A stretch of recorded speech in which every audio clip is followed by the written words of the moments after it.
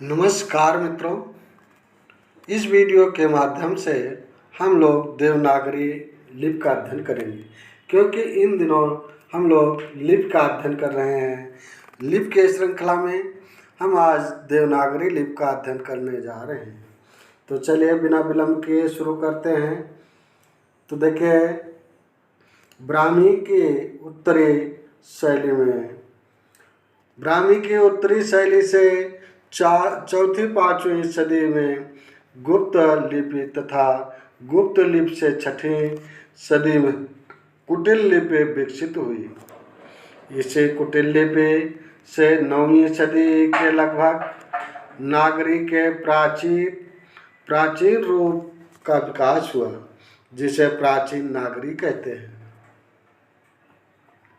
देवनागरी लिपि के नाम के विषय में अनेक मत हैं, जो इस प्रकार से हैं।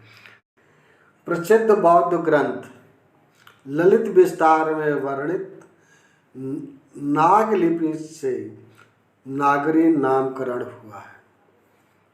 देखिए, इसमें कई मत हैं।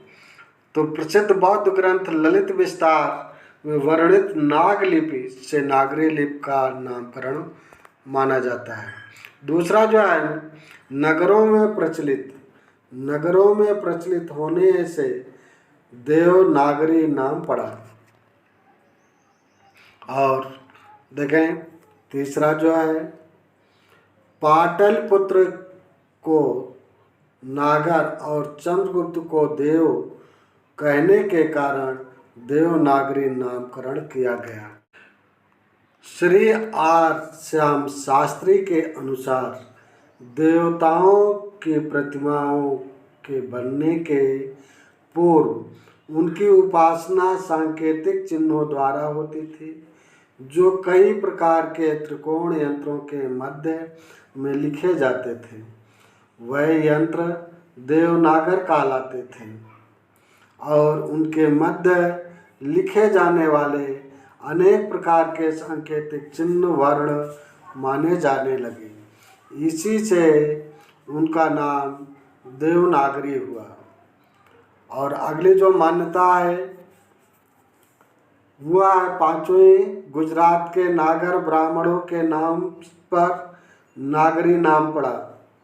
और जो अगली मान्यता है, डॉक्टर धीरेन्द्र वर्मा के अनुसार मध्य युग के स्थापत्य की एक शैली का नाम नागर होने से नागरी नाम पड़ा। और ऐसे ही देखें, देवनागरी का सर्वप्रथम प्रयोग गुजरात के राजा जयभट्ट सदी या 7वीं-8वीं सदी के एक शिलालेख में हुआ है। और देखें, देवनागरी लिपि की वैशिष्ट्य, यानी इसकी प्रमुख जो विशेषता है देवनागरी लिपि की, वो जाने क्या है। देवनागरी लिपि अक्षरिक है। और अगला है, देवनागरी में एक वर्ण के लिए एक ध्वनि है, यहाँ एक नहीं छपा है, अर्थात प्रत्येक अक्षर उच्चारित होते हैं। देवनागरी के वर्णमाला का वर्णक्रम वैज्ञानिक है। देवनागरी की वर्णमाला का वर्णक्रम वैज्ञानिक है। और अब सुधार से संबंधित सुधार जो हुए, सर्वप्रथम बाल गंगाधर तिलक ने 1904 ईस्वी में अपने पत्र केसरी के लिए 1926 टाइपों के छटाई करके 190 टाइपों का एक फॉन्ट, जिसे तिलक फॉन्ट भी कहते हैं, बनाकर देवनागरी लिपि सुधार का आरंभ किया। तो यहाँ पर प्रश्न बनता है, तिलक ने जो तिलक फॉन्ट में कितने टाइपों का फॉन्ट है। और दूसरा प्रश्न देखिए, ये बनता है कि यहाँ आपसे सन भी पूछा जा सकता है। ये 1940 पर भी प्रश्न बनते हैं। और देखिए फिर सर्वप्रथम महाराष्ट्र के सावरकर बंधुओं ने आके 12 खड़ी तैयार की तथा महात्मा गांधी के हरिजन सेवक में इसका प्रयोग हुआ।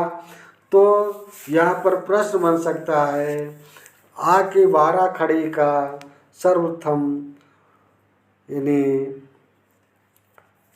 तैयार किसने किया, या आके 12 खड़ी का प्रयोग सर्वप्रथम कहाँ हुआ।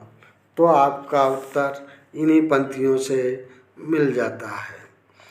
अब देखें सर्वप्रथम डॉक्टर श्याम सुंदर दास ने पंचमाक्षर अंगा इया अड़ा ना मा अंगा इया अड़ा ना मा के स्थान पर अनुस्वार के प्रयोग का प्रस्ताव रखा। यहाँ पर प्रश्न बनता है कि पंचमाक्षर के स्थान पर अनुस्वार का प्रयोग का प्रस्ताव किसने रखा। सर्वप्रथम पंचमाक्षर के स्थान पर अनुस्वार के प्रयोग का प्रस्ताव किसने रखा।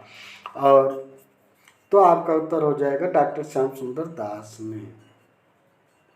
और डॉक्टर गोरख प्रसाद ने मात्राओं को व्यंजन के बाद दाहिने तरफ लिखने का प्रस्ताव रखा। और अगला जो है यानी श्रीनिवास ने सुझाव दिया कि महाप्राण वर्णों के बदले अल्प प्राण वर्णों के नीचे कोई चिन्ह लगा दिया जाए जिससे वर्णों की संख्या में कमी आ जाए। तो यहाँ पर ये प्रश्न बनता है यानी कि महाप्राण वर्णों के बदले अल्प प्राण वर्णों के नीचे कोई चिन्ह लगा दिया जाए जिससे वर्णों की संख्या में कमी आए, ऐसा सुझाव किसने दिया।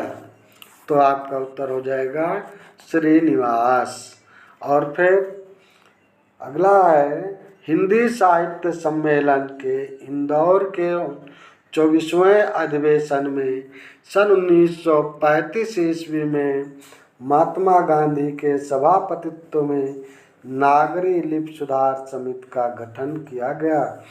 तो यहाँ पर प्रश्न बनता है कि हिंदी साहित्य सम्मेलन के इंदौर के 24वें अधिवेशन में सन 1935 ईस्वी में किसके सभापतित्व में नागरी लिपि सुधार समिति का गठन किया गया। या कभी वर्ष पूछ लेंगे, कभी सभापतित्व को पूछ लेंगे, या फिर स्थान का नाम पूछ लेंगे। तो इस तरह से इस बार 3-4 प्रश्न बनते हैं इन पंक्तियों पर। इस पंक्ति पर देखें अगला है नागरी लिपि सुधार समिति के संयोजक काका कालेलकर थे। सम्मेलन में कुल 14 सुझावों को स्वीकार किया गया था। तो अब यहाँ पर प्रश्न बनता है नागरी लिपि सुधार समिति के संयोजक कौन थे। और फिर दूसरा सम्मेलन में कुल कितने सुझावों को स्वीकार किया गया था। अगला है देखें नागरी प्रचारणी सभा ने 1945 ईस्वी में नागरी लिपि सुधार समिति हेतु एक समिति का गठन किया। तो अब यानी कब गठन किया, यहाँ पर प्रश्न बनता है नागरी प्रचारणी सभा ने कब नागरी सुधार समिति हेतु एक समिति का गठन किया। तो 1945 हो जाएगा। ऐसे बहुत सारे प्रश्न बनते हैं। और उत्तर देखें अगला प्रश्न अगला है उत्तर प्रदेश सरकार ने 31 उत्तर प्रदेश सरकार ने 31 जुलाई 1947 में आचार्य नरेंद्र देव की अध्यक्षता में, अब यहाँ पर देखिए यहाँ समिति का गठन है, आगे जो है वो इस तरह से है कि देखें इसमें इस बात का भी, चलिए देखते हैं। नागरिक लिपि सुधार समिति का निर्माण किया, तो यहाँ पर भी प्रश्न, इस पंक्ति से भी प्रश्न बनता है। इस समिति की कुल 9 बैठकें हुई तथा समिति ने 25 मई 1949 को अपनी रिपोर्ट प्रस्तुत की।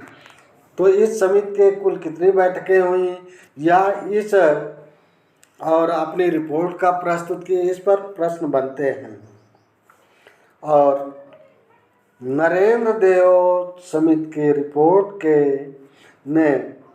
नरेंद्र देव समिति की रिपोर्ट के बाद उत्तर प्रदेश सरकार ने 28-29 नवंबर सन 1953 ईस्वी में नागरिक लिपि सुधार संबंधी सुझावों पर विचार करने के लिए लखनऊ में लिपि सुधार परिषद का गठन किया और विभिन्न राज्यों के मंत्रियों द्वारा विद्वानों को परिषद में आमंत्रित किया गया।